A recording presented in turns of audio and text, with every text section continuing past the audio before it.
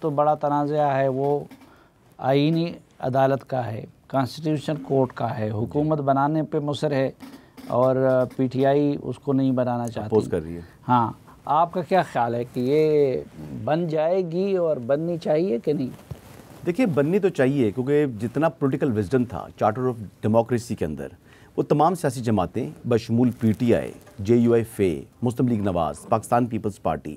یہ تمام کی تمام جماعتیں اس بات پر متفق تھیں کہ جو وفاقی کانسٹیٹیوشنل یعنی جو ہے نا آئینی عدالت کا قیام جو ہے وجود میں لایا جائے۔ اس کے بعد بہت لمبا پاز آ گیا،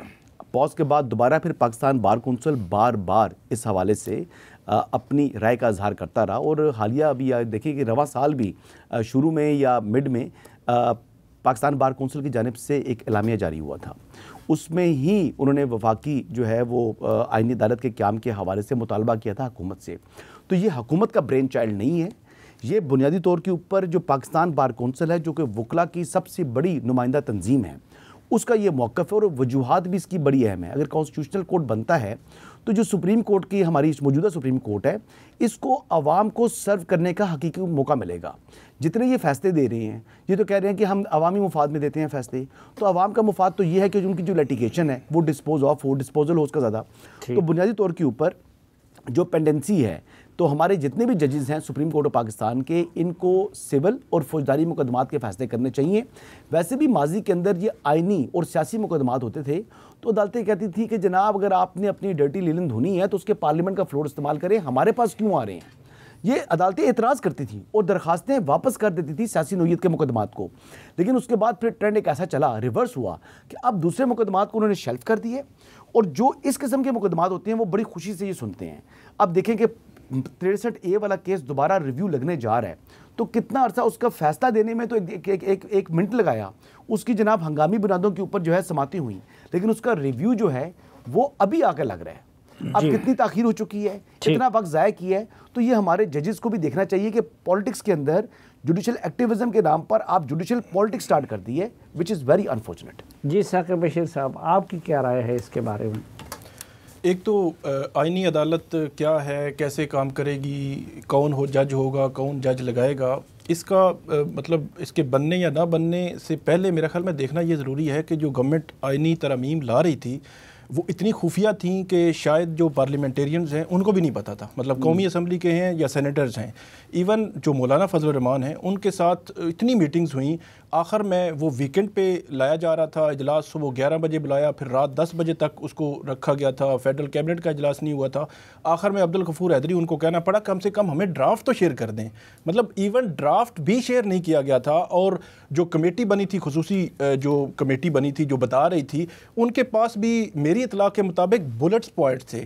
اگلے دن جب جو ڈرافٹ سامنے آیا تو ڈرافٹ میں صرف آئینی عدالت نہیں تھی، بہت کچھ تھا، میرا خیال میں پورا ایک جوڈیشل سٹرکچر جو ہے وہ تبدیلی، سپریم کورٹ کو پاور لیس کرنا، چیف جسٹس کو پاور لیس کرنا، ہائی کورٹس کے اختیارات کی ایک ایسی تقسیم تھی، میرا خیال میں اس کے بعد جو نظام انصاف ہے یا انڈیپینڈنس آف جوڈیشری ہے وہ اس میں کمپرومائز ہونے کے بڑے واضح چانسز تھے۔ پھر آخری بات میں کروں گا کہ آئینی عدالت کیوں لا رہے ہیں، آئینی جو معاملات ہیں وہ دیکھنے کے لیے یہ پریکٹس اینڈ پروسیجر ایکٹ جو لایا گیا تھا اس میں ایک شک تھی کہ جو کوئی بھی آئینی معاملہ ہوگا اس پہ اگر تشریح ریکوائرڈ ہوگی تو لارجر بینچ سپریم کورٹ کا دیکھے گا۔ اب کیا اس کا صرف جو ہے وہ کسی مفاد عامہ کے ساتھ بھی تعلق ہے یا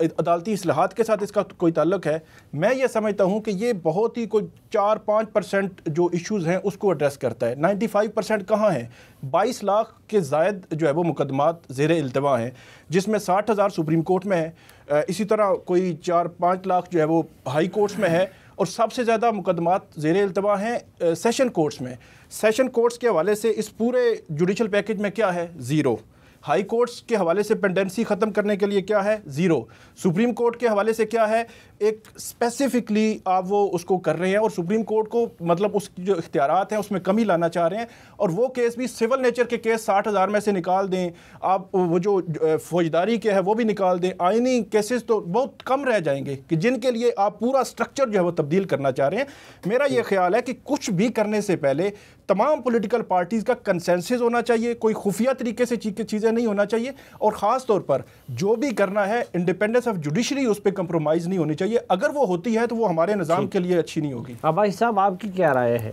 یہ حکومت جو ترامیم لا رہی تھی تو اس میں کچھ اچھا بھی تھا یا کہ نہیں صرف برا ہی برا تھا؟ دیکھیں ایک چیز تو بہت اہم ہے کہ ایک کوشچن بہرحال کیا جا رہا ہے کہ یہ کانسٹیٹیوشنل امینڈمنٹ کا جو ڈرافٹ ہے اس کو کانفیڈینشیل کیوں رکھا گیا. جوڈیشل کمیشن کا 3 مئی کو ایک اجلاس ہوتا ہے اور اس اجلاس میں وفاقی وزیر قانون اعظم نذیر تارڑ بتاتے ہیں کہ آپ یہ جو رول میکنگ کمیٹی کا اجلاس اس وقت چلا رہے ہیں,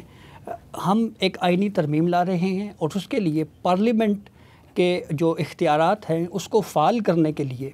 اس امینڈمنٹ میں یہ چیزیں زیر غور آئیں گی. اس کے فوری بعد چند دن گزرتے ہیں, مخصوص نشستوں کے حوالے سے سپریم کورٹ میں کیس آ جاتا ہے. اس کیس میں جسٹس منصور علی شاہ صاحب کی سربراہی میں 3 رکنی بینچ اس پہ اسٹے دیتا ہے اور پھر بیچ میں گیپ آیا اور پھر فل کورٹ بن گیا. اسی طرح سے سپتمبر کے وسط میں جب دوبارہ judicial commission rule making committee کا اجلاس ہوا, اس میں بھی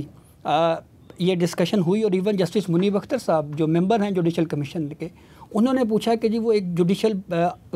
ترمیم کے حوالے سے کوئی ڈسکشن ہو رہی تھی تو بتائیں جی اس کا کیا ہوا. تو اس پہ بھی اٹارنی جنرل نے کہا کہ یہ جوڈیشل کمیشن کا مینڈیٹ نہیں ہے, آپ ہم سے پوچھ نہیں سکتے. تو کہیں نہ کہیں یہ تاثر بہرحال موجود ہے کہ جب یہ چیزیں سامنے آئیں اس کے اوپر جوڈیشری نے ری ایکٹ کیا. دوسری اہم بات, یہ سوال بالکل اہم ہے کہ صرف سپریم کورٹ کے لیے ہی کانسٹیٹیوشنل کورٹ کیوں؟ دیکھیں یہ اس جوڈیشل ہسٹری اگر ہم سامنے رکھیں, ایک پرائم منسٹر کو سپریم کورٹ نے پھانسی کو برقرار رکھا, ایک پرائم منسٹر کو توہین عدالت کے کیس میں ڈسکوالیفائی کر دیا گیا, ایک پرائم منسٹر کو خیالی تنخواہ کی بنیاد کے اوپر ڈسکوالیفائی کیا اور پورا ایک نیریٹو دیا ایک مخصوص پولیٹیکل پارٹی کو. تو یہ وہ کچھ فیکٹس ہیں جس کی وجہ سے سیاستدان اس بات کو سوچتے ہیں کہ سپریم کورٹ ہی ہر دفعہ کیوں سیاسی مقاصد کے لیے یوز ہوتی ہے. تو اس کے لیے یہ آئینی ترمیم اگر ہو رہی ہے تو میرے خیال میں یہ ایک اچھا اقدام ہے. ہاں یہ ڈسکشن ضرور ہے, 25 اکتوبر کے حوالے سے بات ہو رہی ہے, تو کچھ دیر کے لیے اگر اس ڈیٹ کو ہم نکال بھی دیں, اور یہ بات لا منسٹر نے آن ریکارڈ کہی ہے کہ ہمارے لیے یہ بڑا آسان ہے کہ چیف جسٹس آف پاکستان کو ہی ہم کانسٹیٹیوشنل کورٹ کا سربراہ بنا دیں, لیکن ہم نے یہ معاملہ اوپن رکھا ہوا ہے. پھر سیکنڈ یہ بات کہ ایج 67-68 ایئرز ہوگی نہیں ہوگی, اس کے اوپر بھی انہوں نے کلیریفائی کیا ہے. انہوں نے یہ کہا کہ اگر ہم سپریم کورٹ سے کوئی جج لیتے ہیں اور ڈیٹ آف ریٹائرمنٹ 65 ایئرز ہو تو 2-3 مہینوں بعد اس نے ریٹائر ہو جانا ہے. تو ایسی صورتحال میں ہم یہ چاہتے ہیں کہ کانسٹیٹیوشنل کورٹ کے ہیڈ وہ ہوں جن کی ٹینیور پوسٹ 3 سال ہو, اور یہ بھی ابھی اوپن ہے, ابھی یہ ڈیسائیڈ نہیں ہوا کہ کانسٹیٹیوشنل کورٹ کا سربراہ کون ہوگا. بہت ساری چیزیں کمنٹ اس طرح کے کیے گئے جو قبل از وقت محض تاثر کی بنیاد کے اوپر باتیں کی گئیں. تو اس کے اوپر یہ بات درست ہے کہ کانسٹیٹیوشنل کورٹ ہونی چاہیے, اور اس کے لیے تمام سیاستدان مل بیٹھ کے اگر کوئی صدیقی صاحب کے تاثر کو بھی لیتے ہیں. 52 ملکوں کے اندر 52 کنٹریز کے اندر اس وقت کانسٹیٹیوشنل کورٹس آپریشنل ہیں. نہیں, کوئی انہونی بات نہیں ہے. کانسٹیٹیوشنل کورٹ پہ الگ سے بات کرتے ہیں, لیکن چونکہ ثاقب بشیر صاحب بحث کو وہ پورے پیکج کی طرف لے گئی ہے تو قیوم صدیقی صاحب سے پوچھ دیتے ہیں, آپ کے پاس بھی مسودہ نہیں تھا؟ نہیں, مسودہ تو بعد میں مل گیا تھا ہمیں. جب ایاز اکبر یوسف سے جو ہیں انہوں نے بریک کیا تھا تو اس وقت ہمارے پاس آ گیا تھا وہ جو مسودہ, اور وہی ہے تقریباً جو لا منسٹر نے پاکستان بار کونسل اور سپریم کورٹ بار ایسوسیشن کی جو الیکٹڈ باڈی کے سامنے رکھا, جس کے اوپر ان کے نمائندہ وفود جو ہیں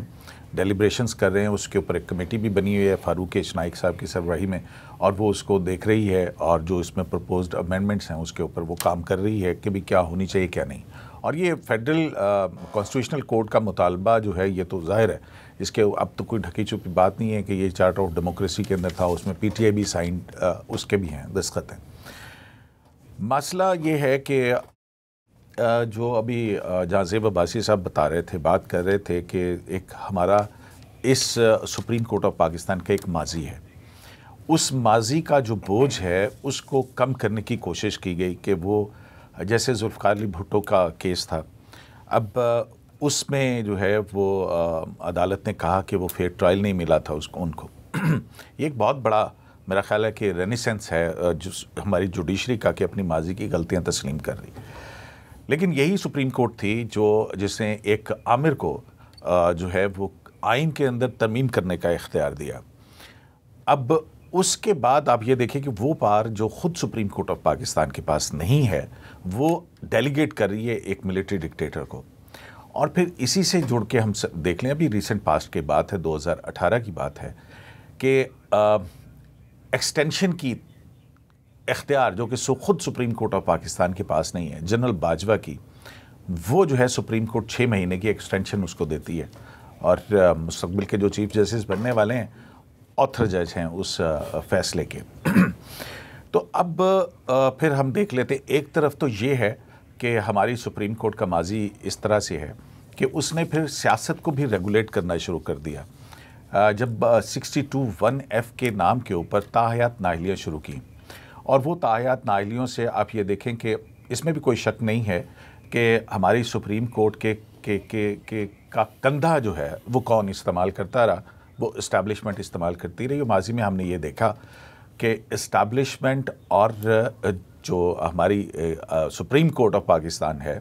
اس کا ایک تال میل ضرور رہا. اب وہ تال میل جو ہے جب ٹوٹا, اب دیکھیں کہ یہ اسٹیبلشمنٹ کی خواہش پر مبنی فیصلے تھے جتنے آپ کو گنایا. عمران خان صاحب کی حکومت کے اندر آپ کو یاد ہے کہ جب سینٹ کا انتخابات ہوئے تو ووٹ کی رازداری کو ختم کرنے کے حوالے سے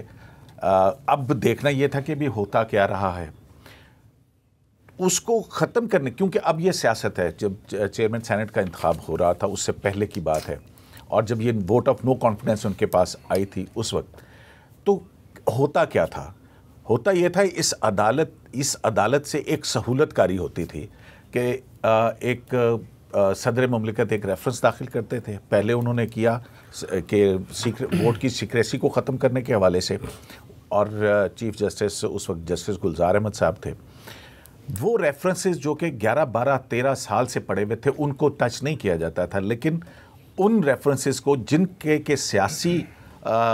نتائج اس حکومت کے جو عمران خان صاحب کی تھی اس کے حق میں نکلتے تھے, وہ فوراً ٹیک اپ ہوتے تھے, اس کی مرضی کی تشریح ہوتی تھی. اسی طرح سے 63A جو ہے, جب یہ عمران خان صاحب کے خلاف ووٹ آف نو کانفیڈنس آ رہا تھا اور جو 20 ارکان تھے جنہوں نے ایک فارورڈ بلاک بنایا ہوا تھا, اب اس کو روکنے کے لیے کیا کیا گیا کہ پھر ایک ریفرنس 63A کے نام کے اوپر ایک کوسچن آف لا بنا کے بندیال صاحب کی کورٹ کے سامنے رکھ دیا گیا. اور وہ جب ووٹ آف نو کانفیڈنس کا جب سارا سلسلہ چلا تو وہ معاملہ پینڈنگ رہا, اس کو ڈیسائیڈ نہیں کیا گیا. لیکن ہوا پھر یہ کہ جب نہیں ہو رہا تھا تو انہوں نے ایک غیر آئینی اقدام کیا, آئین توڑا. مطلب اب یہ دیکھیں نا کہ اس عمران خان صاحب نے آئین توڑا. مختصر الفاظ میں ہم یہ کہہ سکتے ہیں کہ پولیٹیکل مینجمنٹ کے لیے سپریم کورٹ کے لیے سپریم کورٹ اب سپریم کورٹ الگ ہو رہی ہے.